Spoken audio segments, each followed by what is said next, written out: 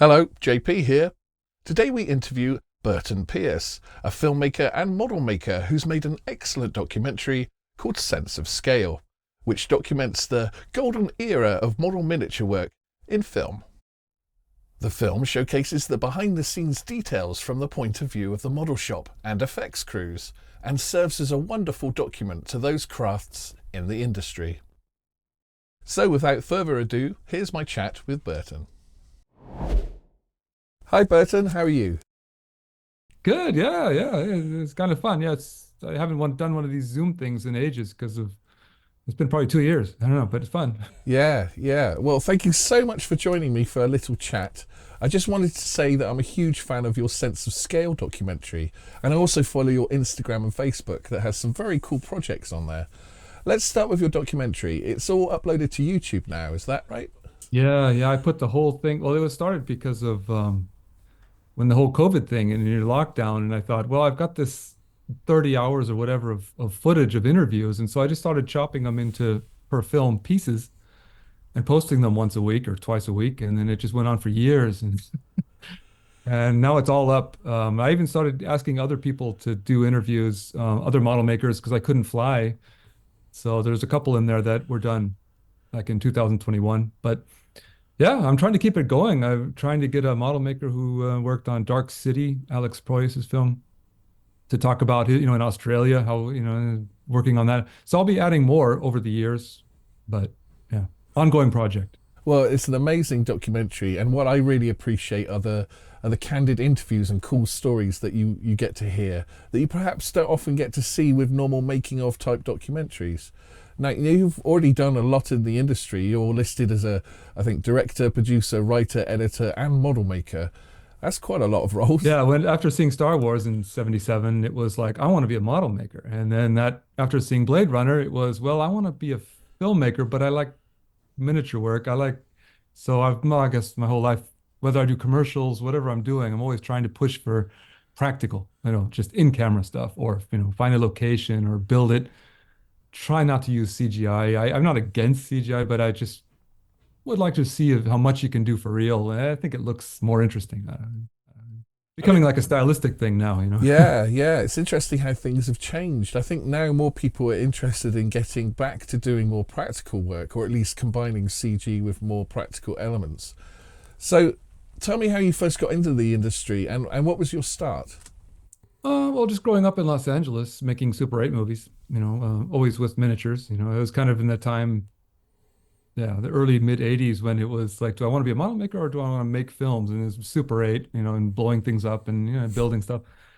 And went to film school, Art Center, College of Design.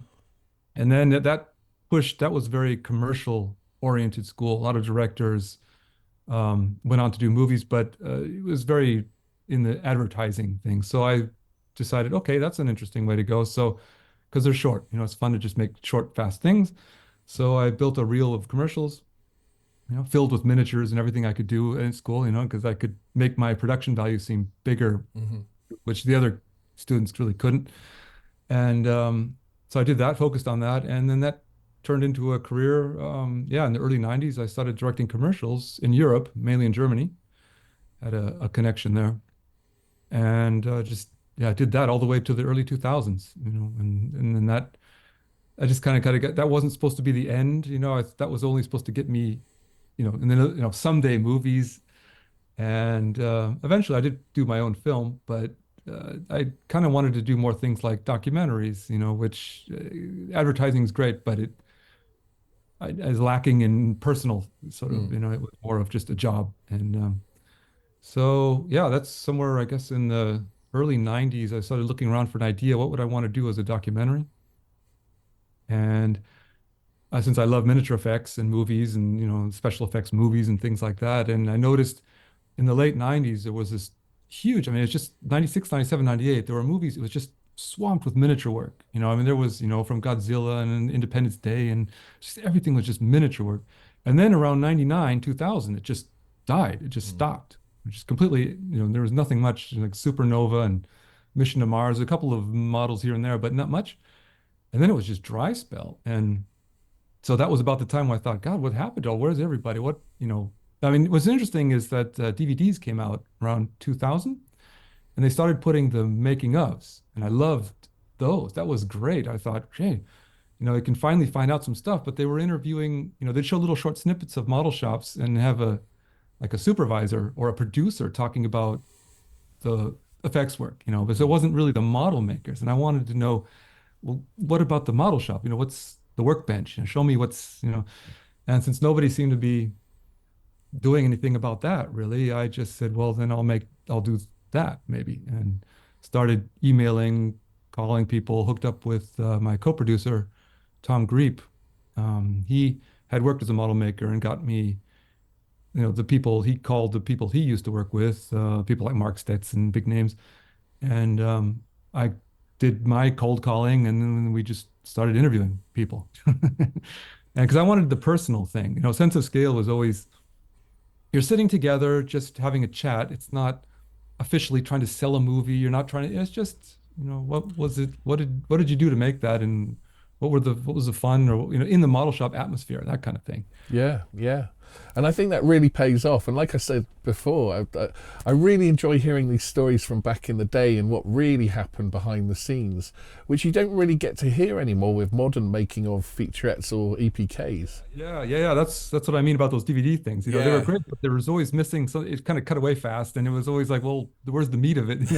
If you love miniatures, and so I thought no one's talking to. There's also a lot of these model makers. No one would ever interview them. And they'd worked on it's just great movies, and I want to know.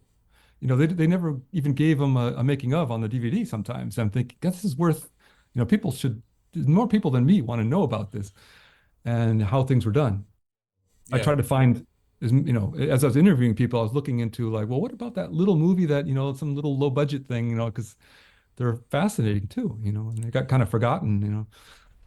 And especially now, I guess that your documentary has already proven to be important in recording these stories. Sadly, we've already lost Gene Warren, Greg Jean, Bill Pearson, and others. And most people would have learnt about these artists through print. And Cinefex magazine itself is no longer with us. And of course, these are the very people that helped form the industry of special and miniature effects. Yeah, they're my heroes. Yeah, Yeah. if I was Same just here. sitting in the room like a fan, just kind of like, oh my God, here I'm sitting with Greg Jean, or I'm sitting with, it's like Lauren Peterson in his living room. And so, but I'm trying to just keep it as, it's kind of a strange thing as a fan or a filmmaker, kind of, and so, but it was a great experience to meet them, Mhm. to interview them, and to capture the stories all for everybody. Because I'm just kind of giving it away. It's on YouTube. Everybody can watch it. And maybe it inspires upcoming filmmakers to say, like, yeah, I mean, CGI is here, it's going to be used for most everything. But, I mean, you have like the Christopher Nolans who are still trying to use other ways, real ways of, using liquids in Yeah. water tanks and just finding ways of filming stuff, Yeah. something real, and Well, that, sticking it together somehow. but But the you have to know reality, it. You have to know your shot. You have to know what you want because, yeah, yeah.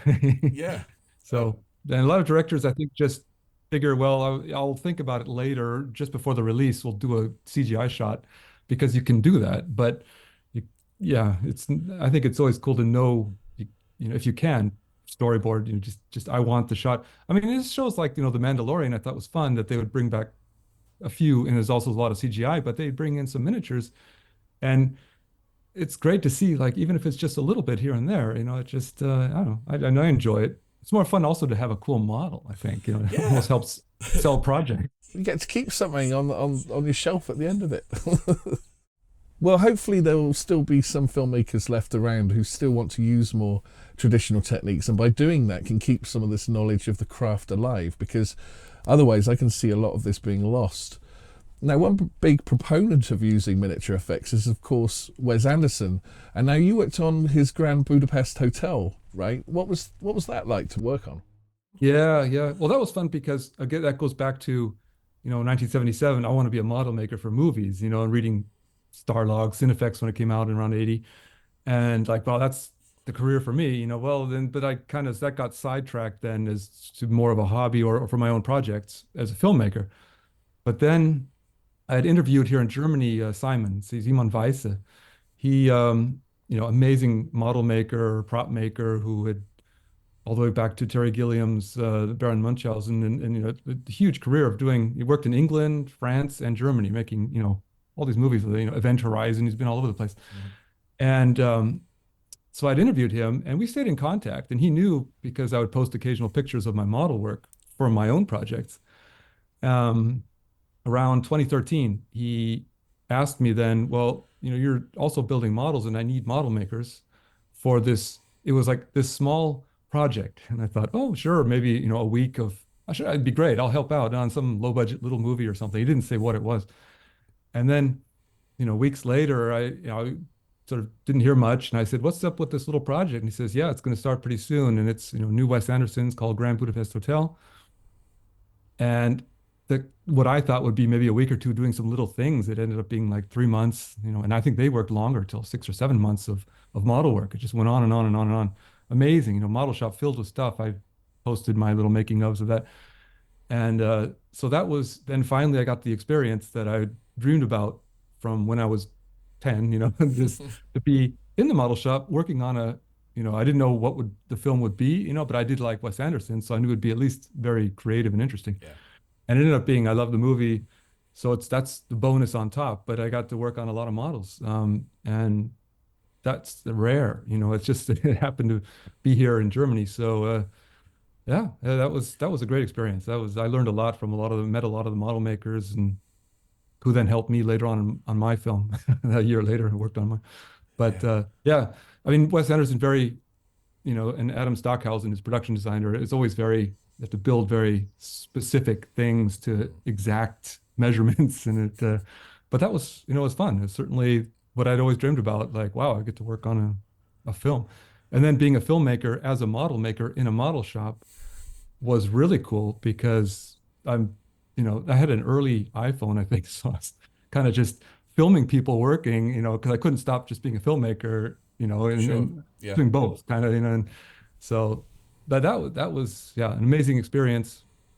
Yeah, so it just came out of because I had met Simon a few years earlier when I'd interviewed him for Sense of Scale. So, Wow, I mean, that sounds like such a cool experience for both a model maker and filmmaker to have. And of course, you're both yeah, that model was like a making. bucket list. Ooh, I made it, Yeah, and it's because it's so creative. I mean, Wes Anderson will mix. There is digital work in his films, but it's kind of like the opposite of.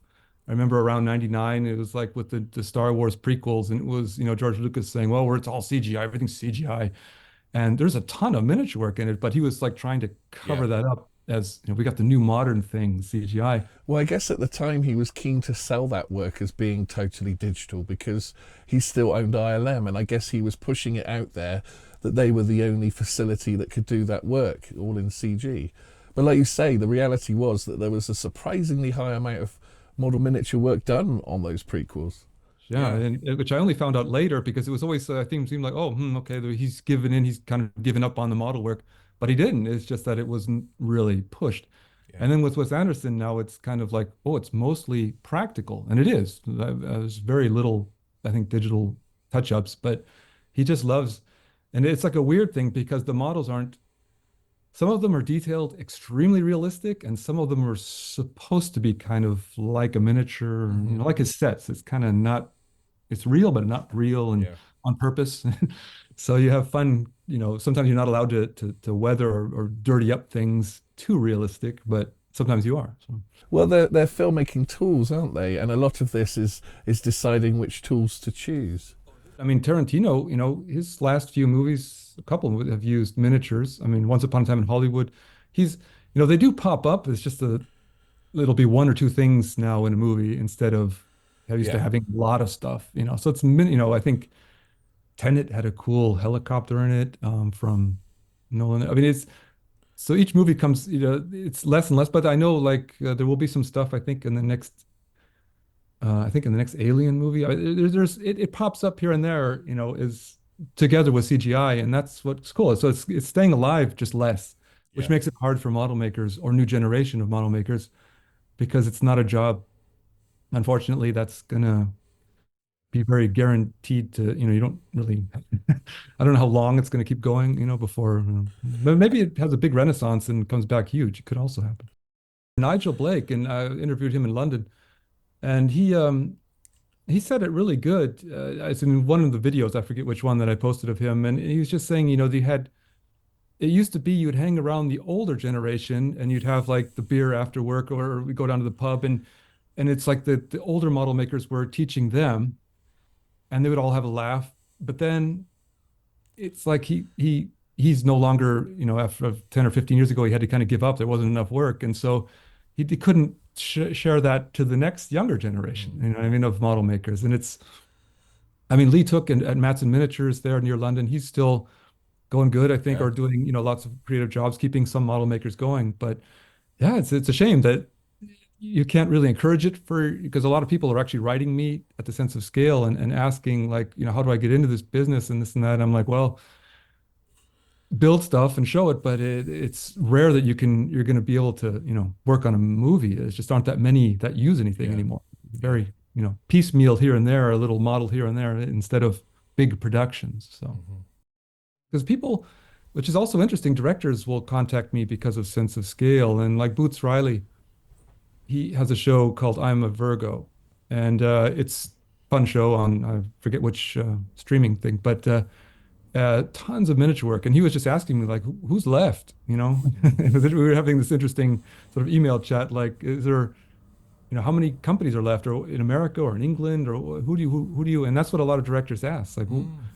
what's left? And so I just mentioned, yeah, in England there's such and such, in Germany you've got this, and in LA there's a few.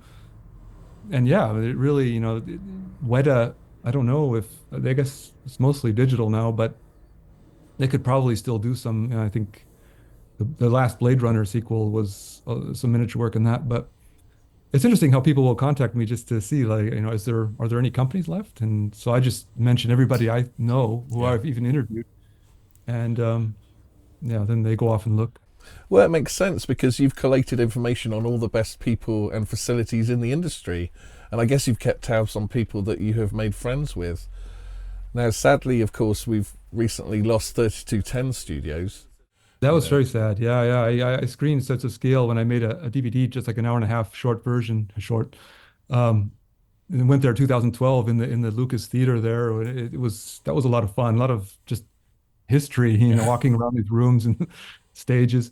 So that's very sad to hear because yeah, 3210 did actually end up doing the miniature work for the show. I'm a Virgo, and great work, and it can be done, but there's just you have to have more directors that yeah, ask for it, to push for it. yeah. I think probably studios or producers are saying, I don't get it.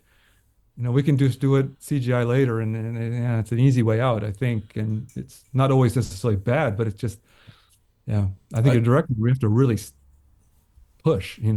yeah, and I think one of the goals of our YouTube channel is to try and keep some of this information alive in some small way so that more filmmakers might want to push to try these different things.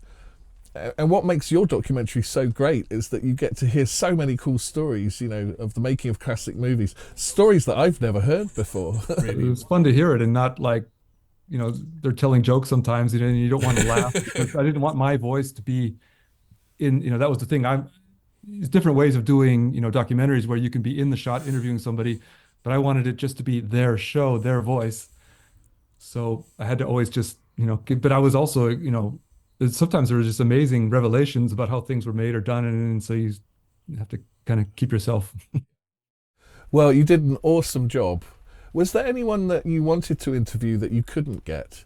It seems like you managed to get all of the big names and standout artists of the industry. Well, I mean, just, yeah, we made big lists and some people, I wanted to get more women, Mm. but a lot didn't want to take part for various reasons, which is too bad. And so, yeah, I mean, I think I wanted to do more in England. I'm really happy that I got Martin Bauer and Bill Pearson because they were, again, heroes to me Yeah. from Space 1999 and Alien and so forth. And also sad, yeah, I hear Bill Pearson passed away a couple of years ago and a few years ago.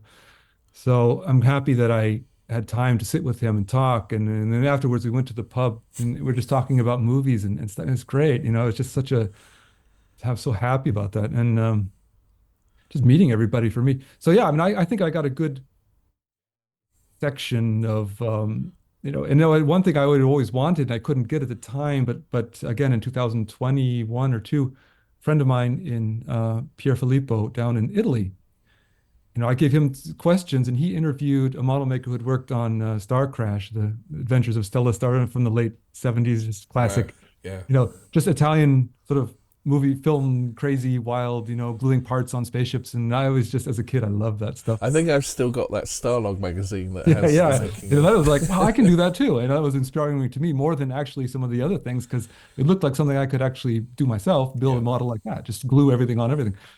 And so to hear the stories then of the model maker telling, it was great, So even though I couldn't be there in person, I was kind of watching, helping. And so, I'm trying to get the whole world. There's so many here. Japan would be nice. I mean, if I could find someone, because, there's just talent all over the place. And to hear their stories, though, I think that would be cool to get more. So I'm going to keep trying. It was actually through watching one of your videos that I became aware of Steve Howarth, who I later became friends with and commissioned him for some model and prop builds. He's a super talented guy. That's great. Yeah. And he Really built a nice lot guy. for my film too. I just right after my interview, I was like, are you busy? He's just building, so great model maker. He was what I loved about his, see, everybody has their own interviews, like things, and he was really into, going to car boot sales, I think you say in England, right? Like Yeah, yeah. and just getting these old toys just cheap, and just hacking them to pieces and gluing them in different ways and painting it, and then you've got this stellar looking great thing. But it's also fun to then hear it, especially Moon, a favorite Yeah. of Yeah. Duncan Jones Moon. And he was also very proud to work on that, and he should be, because he and Bill Pearson, his great, amazing work. And one of the last fun sort of sci-fi, little digital but mostly miniature work films. And yeah, he was great to interview him and get those stories of how they just just took toys and chopped, or anything, just any kind of Yeah. Well, it shows that they are artists, doesn't it? And that they have some kind of eye for seeing things in everyday objects that can be repurposed in a creative way. And I think that if you're younger, that's the inspiration that you need to think, hey, I can make things from stuff that's bottle around. caps become engines at the back of spaceships and things. It's just all like you start to realize, like, yeah, you can make things at a cheaper price, but still look cool. Once the primer paint goes on, it all looks Oh, great. yeah. Primer paint can help hide anything. Well, thank you so much for our chat, Burton. It's been really awesome. So how can people find you online and check out your work? Yeah, Facebook. I have a Sense of Scale page there that I update every once in a while. Instagram's more just personal work. Every time I build a model, I'll show pictures of it. Just it's more like just like my photo, whatever my Yeah. it's just portfolio, I guess. And otherwise, YouTube. I haven't been posting anything in a couple months, but a lot of stuff got postponed now again because of this strike. So films are going to be coming out now another year later. Right. So Yeah. eventually there'll be stuff. I'll be able to put stuff on there again, but yeah, Well, more you- stuff coming. Well, that's really awesome to hear. And I know that I'm not the only one who really appreciate your documentary and other work that you do. So please keep it up.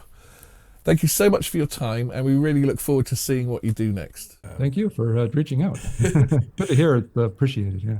Cool. Cool. Well, thank you so much, Burton, and you take care. Bye-bye. Many thanks to Burton once again for a wonderful chat. And if you'd like to check out his Sense of Scale documentary on YouTube, then check out the link here, or the link in our description text at the bottom of this video. If you're using the YouTube TV app, then just search Sense of Scale, and that should take you there. Until next time, JP, signing off.